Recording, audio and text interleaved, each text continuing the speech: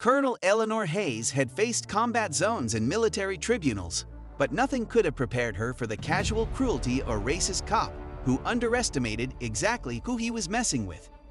The sun was setting over a quiet suburban road in the Midwest, casting long shadows across the pavement.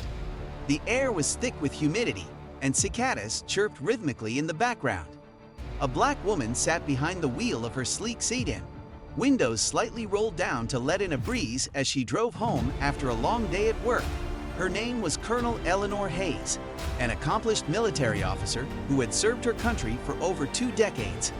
She wore a simple blouse and slacks today, having left her uniform at the base earlier that evening. Unbeknownst to her, a police cruiser idled on the side of the road just ahead. Officer Greg Miller, a middle-aged white man with a reputation for being overly zealous during traffic stops, watched vehicles pass by through the tinted glass of his patrol car. His eyes narrowed when he spotted Eleanor's vehicle approaching. He adjusted his hat and gripped the steering wheel tightly, muttering under his breath about speeders and reckless drivers. Without hesitation, he flicked on his flashing lights and pulled out onto the road behind her. Eleanor glanced into her rearview mirror, surprised to see the blue and red lights flashing behind her. She hadn't been speeding.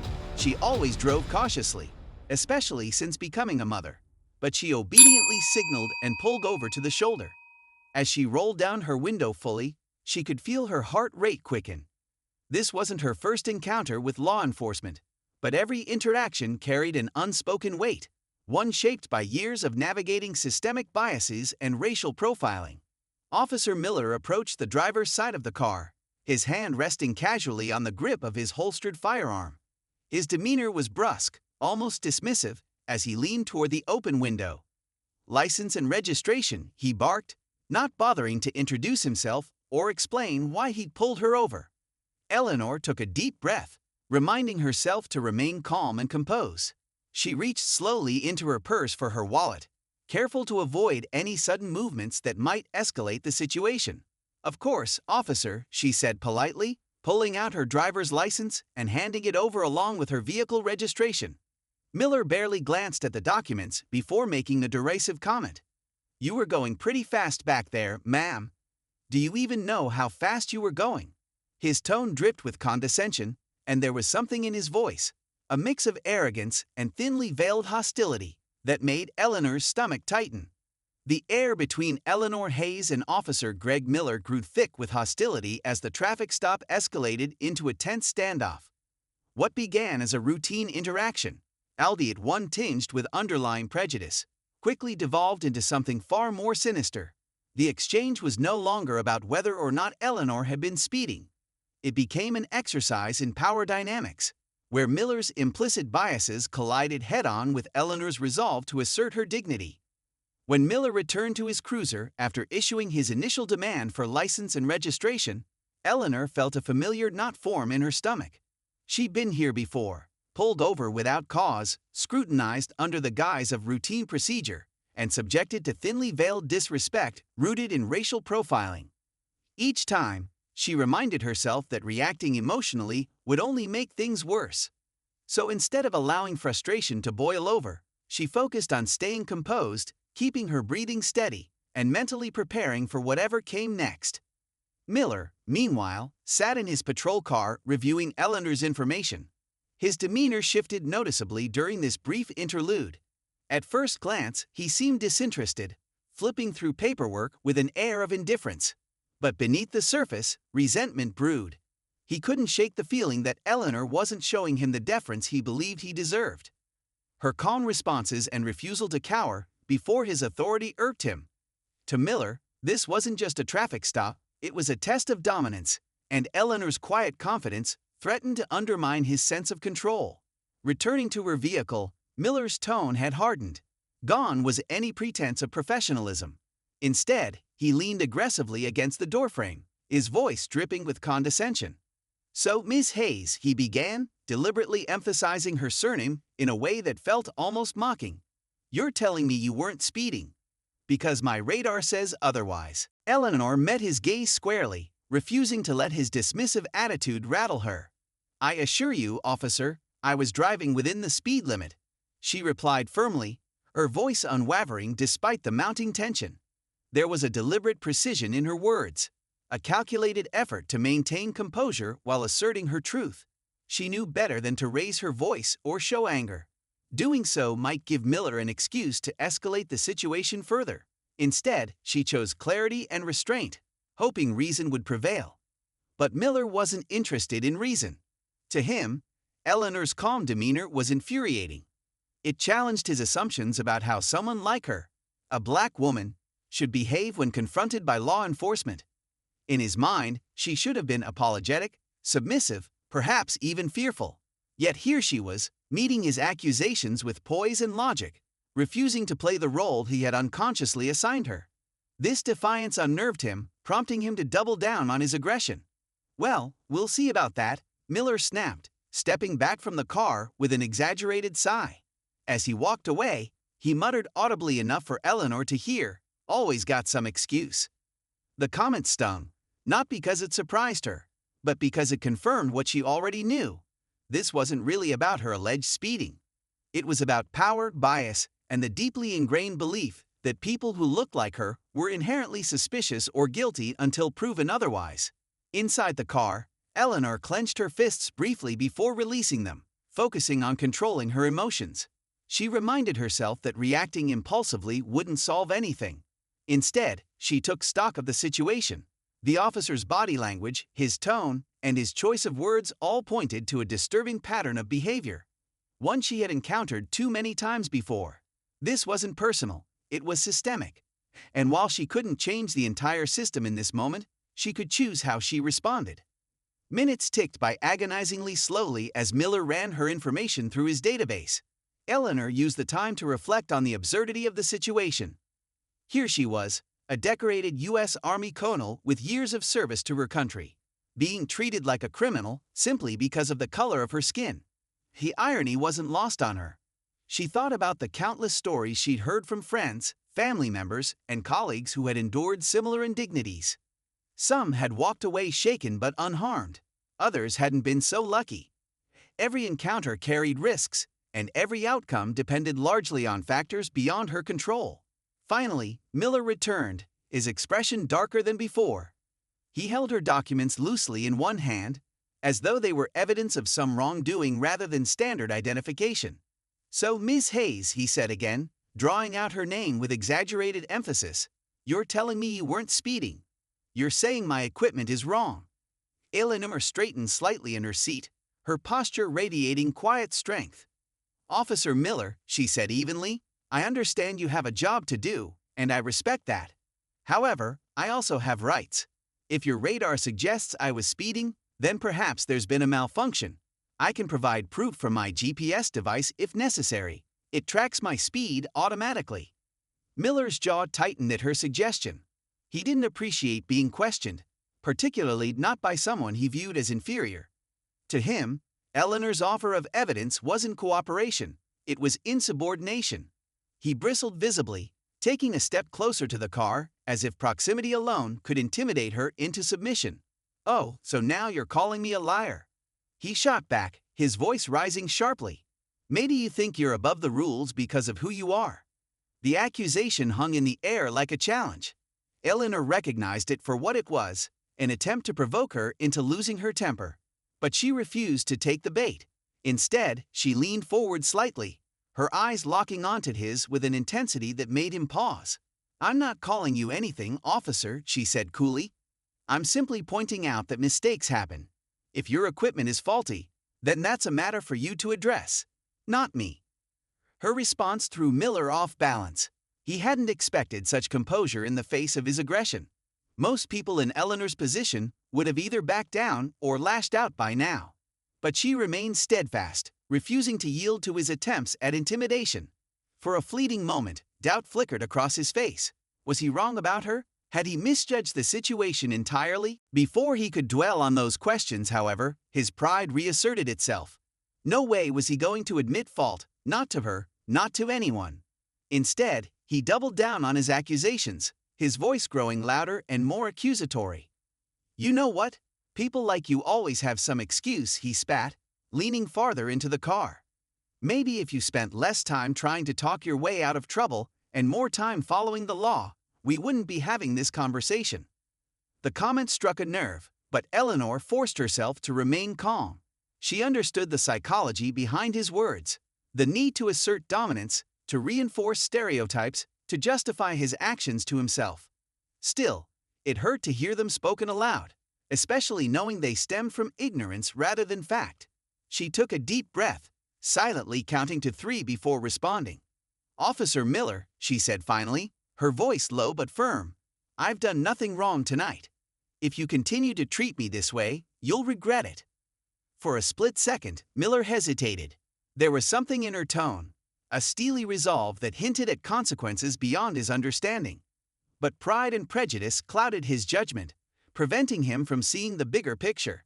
Instead, he dismissed her warning as empty bravado, convinced that he held all the cards in this confrontation. Little did he know, the tables were about to turn.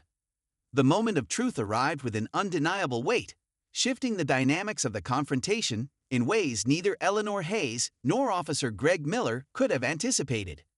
Up until this point, the traffic stop had been a one-sided affair, dominated by Miller's aggression and assumptions.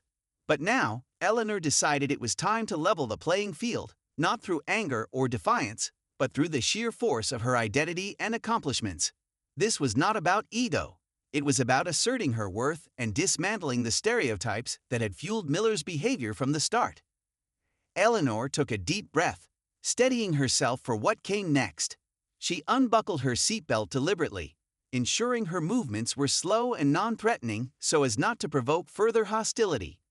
Turning slightly in her seat to face Miller directly, she locked eyes with him, her gaze unwavering. There was no fear in her expression, only quiet determination. "Officer Miller," she began, her voice steady and commanding, cutting through the tension like a blade. "Do you have any idea who I am?" Miller froze momentarily, caught off guard by the question. His initial reaction was dismissive, almost reflexive. He smirked, crossing his arms over his chest as if to reinforce his authority. "Should I care?" he retorted, his tone laced with sarcasm. "You're just another civilian breaking the law."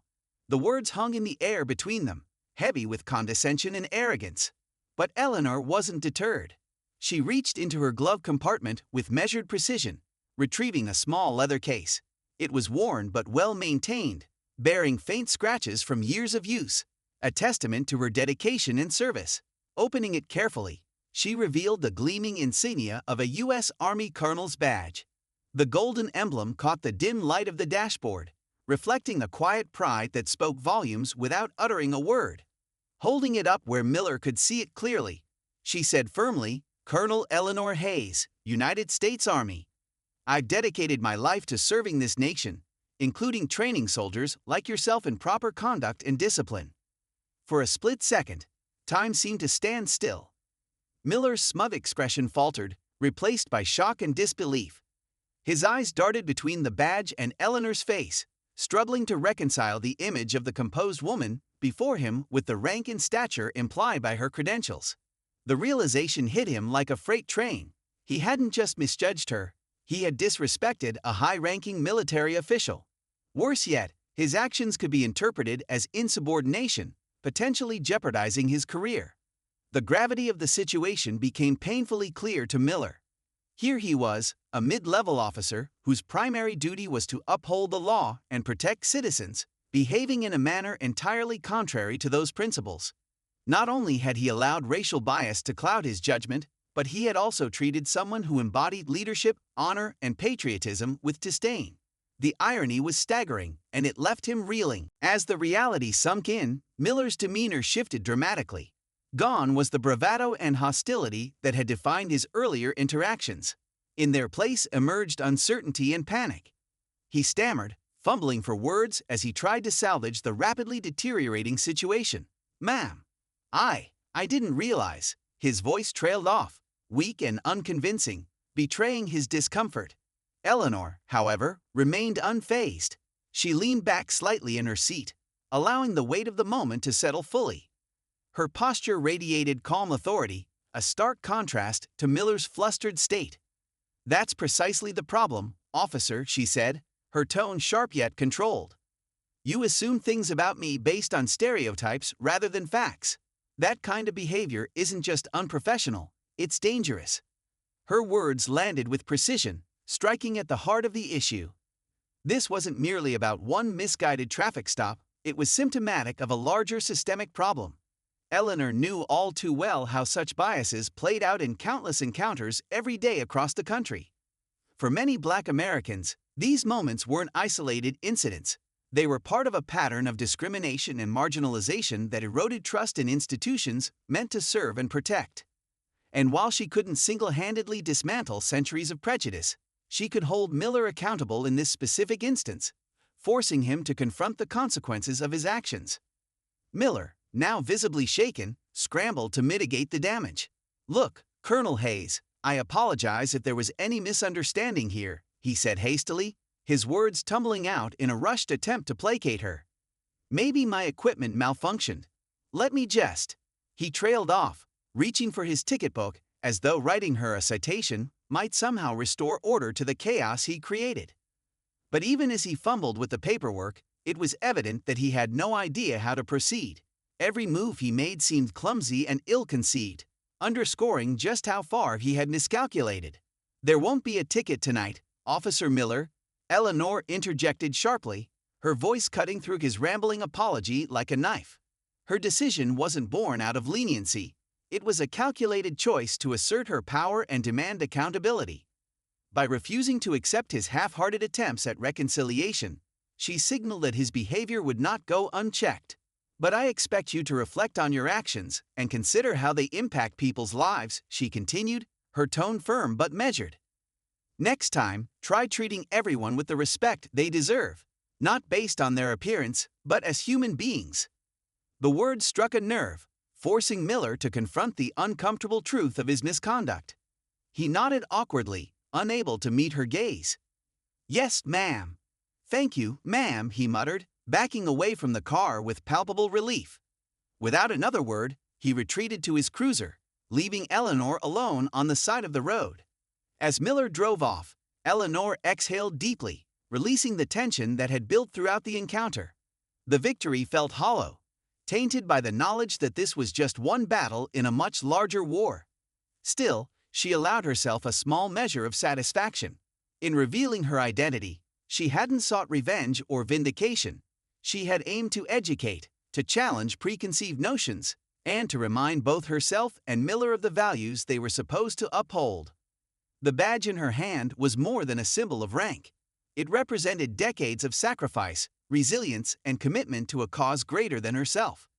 And while it wouldn't shield her from future instances of bias or discrimination, it served as a reminder that she carried within her the strength to face them head-on, and to demand better from those entrusted with protecting society.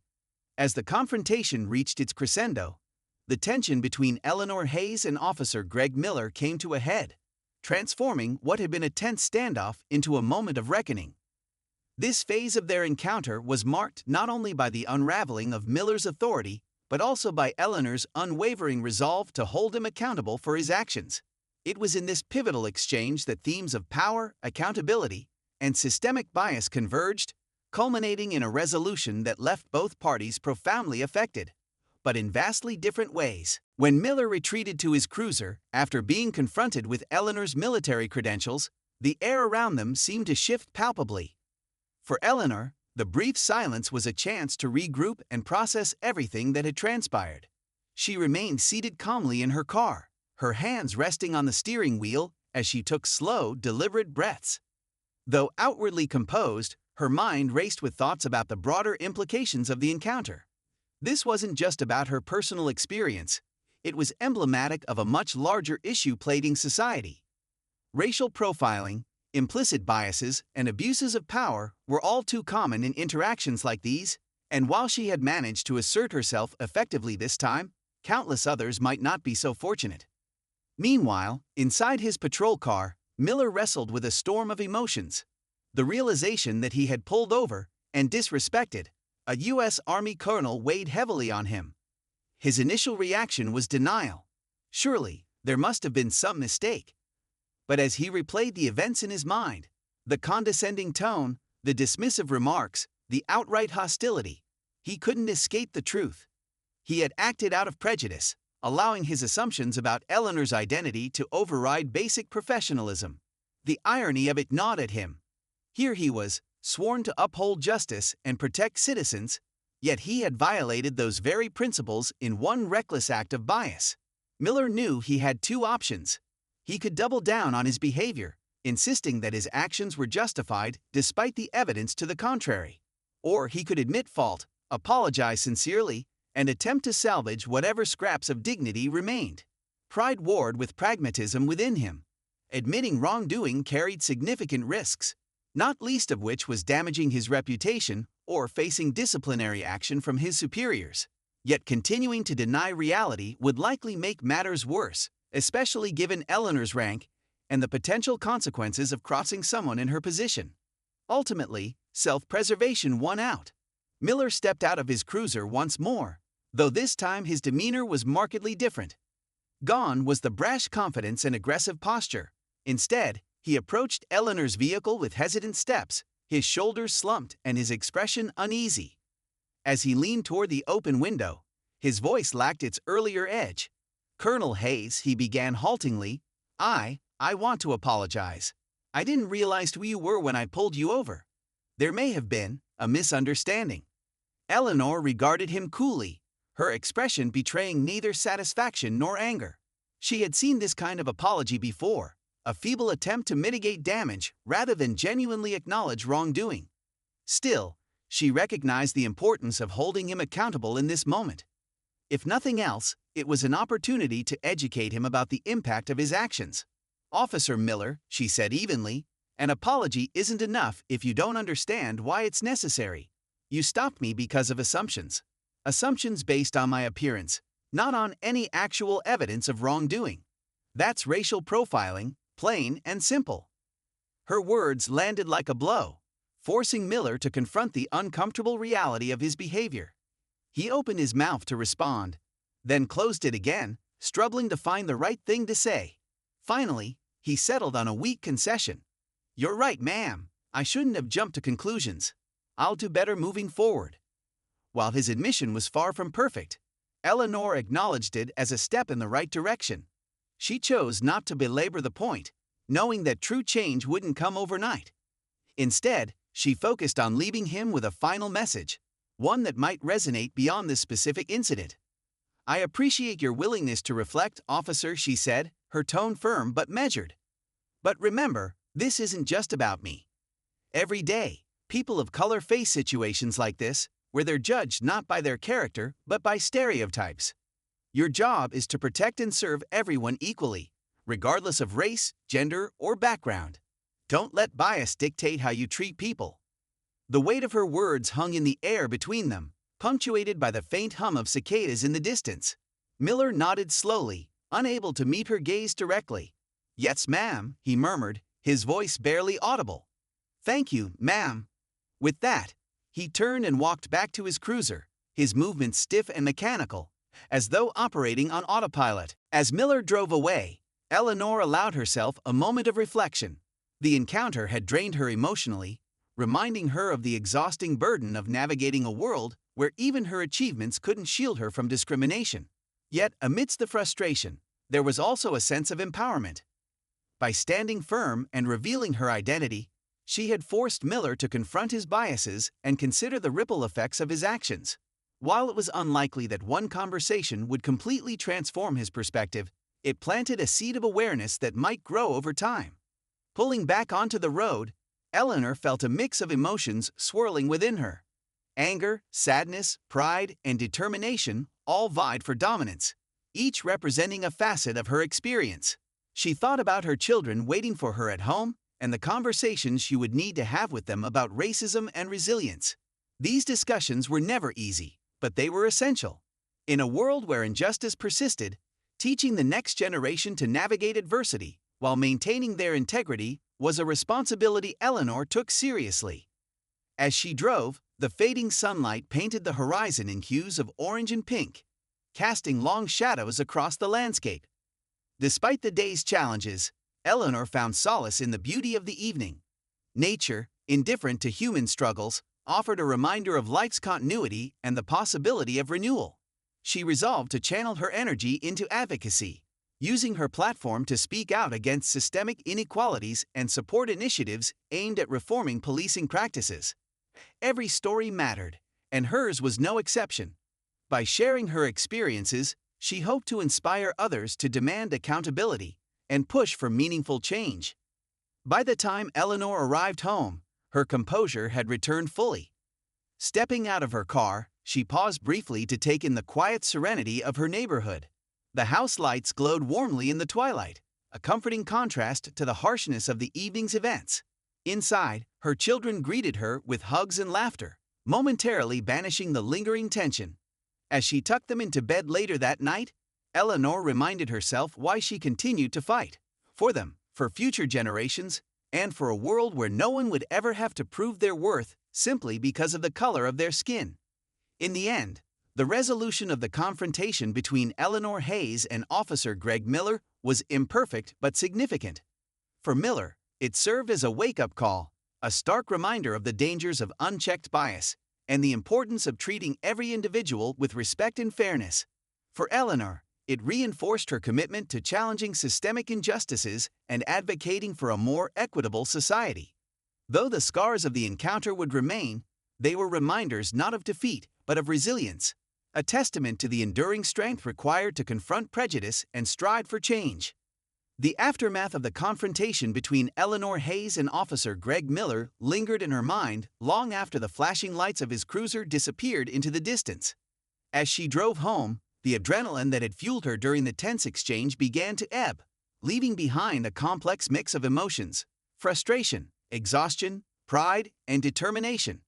This wasn't just another traffic stop, it was yet another reminder of the systemic inequities embedded within society, one she had spent years navigating and resisting. But instead of allowing bitterness or despair to take root, Eleanor chose to use this moment as fuel for reflection and action, a way to move forward with purpose. Eleanor's first instinct upon pulling away from the scene was to process what had happened. She replayed the interaction in her mind, analyzing every detail: the dismissive tone in Miller's voice, the subtle shift in his demeanor when he realized who she was, and the awkward apology that followed.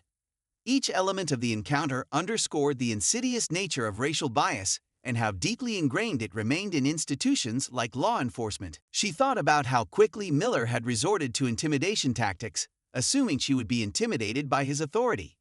His behavior reflected not only personal prejudice, but also a broader cultural narrative, one that perpetuated harmful stereotypes about Black people, particularly Black women. Eleanor knew all too well that many others facing similar situations might not have had the same tools at their disposal to navigate such hostility. Her military rank and badge had given her leverage in this instance. But what about those without such credentials? What recourse did they have when confronted by someone like Miller? This realization weighed heavily on her. It wasn't enough to simply walk away from the situation unscathed. She felt a responsibility to address the larger issues it represented. Every time she shared her story, spoke out against injustice, or advocated for reform, she contributed to dismantling the systems that allowed these encounters to happen in the first place. And while change wouldn't come overnight, small victories mattered. They added up over time, creating momentum toward progress. As Eleanor pulled into her driveway, her thoughts turned to her children. They were still young, innocent, and blissfully unaware of the harsh realities of racism and discrimination. Yet she knew that shielding them from these truths wasn't an option, not as she wanted to prepare them for the world they would inherit. Conversations about race, privilege, and resilience were inevitable, though they often came with a heavy emotional toll. That evening, as she tucked her kids into bed, she found herself grappling with how to broach the topic. How could she explain to them why someone might judge them unfairly based on the color of their skin? How could she instill in them the confidence to stand tall in the face of adversity, while also teaching them to advocate for themselves and others? These questions haunted her, but they also motivated her to lead by example. "You know," she said softly as she smoothed her daughter's hair, "sometimes people will treat you differently because of how you look. But that doesn't mean you're any less valuable or capable. You are strong, smart, and worthy of respect, and no one gets to tell you otherwise." Her words were simple yet powerful, planting seeds of self-worth and resilience in her children's hearts. Though the conversation was brief, Eleanor hoped it would lay the groundwork for deeper discussions in the future. For Eleanor, advocacy wasn't just a passion, it was a calling. Over the years, she had become increasingly involved in efforts to combat racial injustice and reform policing practices. Whether through speaking engagements, community organizing, or mentorship programs, she worked tirelessly to amplify marginalized voices and push for meaningful change. The incident with Miller reignited her commitment to these causes, reminding her of the urgency of the work ahead. In the days following the traffic stop, Eleanor drafted a letter to local officials detailing her experience and urging them to implement measures aimed at reducing racial profiling and increasing accountability among law enforcement officers. She emphasized the need for mandatory implicit bias training, body cameras, and independent oversight committees to review cases of misconduct. While she understood that policy changes alone wouldn't eradicate systemic racism, she believed they were critical steps toward fostering trust and transparency. She also reached out to fellow veterans and colleagues within the military community, sharing her story and encouraging them to join her in advocating for reform. Many of her peers had faced similar challenges, and together, they formed a coalition dedicated to addressing inequities both inside and outside the armed forces. Their collective voice carried weight, lending credibility and urgency to their demands for justice. One of the most profound lessons Eleanor took away from the encounter was the importance of community. Throughout her life, she had leaned on friends, mentors, and allies who understood the struggle she faced and offered support when times were tough. After the traffic stop, she called a close friend, a fellow Black woman who had experienced her own share of discriminatory encounters, to talk through her feelings. Just hearing her friend's empathetic response helped Eleanor process the raw emotions stirred by the incident. She also drew strength from the countless stories of resilience she encountered daily. From grassroots activists fighting for police reform to young leaders organizing protests against racial injustice, there was no shortage of inspiration around her. These individuals reminded her that she wasn't alone in her fight, that even in moments of darkness, there was always hope to be found in collective action. As Eleanor reflected on the events of the evening, she reminded herself of the bigger picture. Change was slow, frustratingly so at times, but it was possible. History had shown that even the smallest acts of resistance could spark movements capable of toppling oppressive structures. By continuing to speak truth to power, challenge biases, and uplift marginalized voices, she believed she could contribute to a brighter future, not just for herself, but for generations to come. That night, as she climbed into bed, Eleanor allowed herself a moment of quiet gratitude. Despite the challenges she faced, she was surrounded by love from her family, her friends, and her community. And though the road ahead would undoubtedly be difficult, she approached it with renewed determination. For every obstacle thrown her way, she resolved to respond with courage, compassion, and unwavering resolve. After all, the fight for justice wasn't just hers. It belonged to everyone willing to stand alongside her and demand better. By the time dawn broke, casting soft golden light across her bedroom, Eleanor felt a sense of clarity. The traffic stop with Officer Miller had been a painful reminder of the work still needed to achieve true equality, but it had also reinforced her belief in the power of perseverance. She carried with her not only the scars of discrimination, but also the knowledge that she had the strength to confront them head-on. Eleanor Hayes was more than a decorated colonel, a mother, or an advocate. She was a symbol of resilience. Her journey was far from over, but she faced it with hope, knowing that every step forward brought her closer to a world where respect, dignity, and fairness were afforded to all.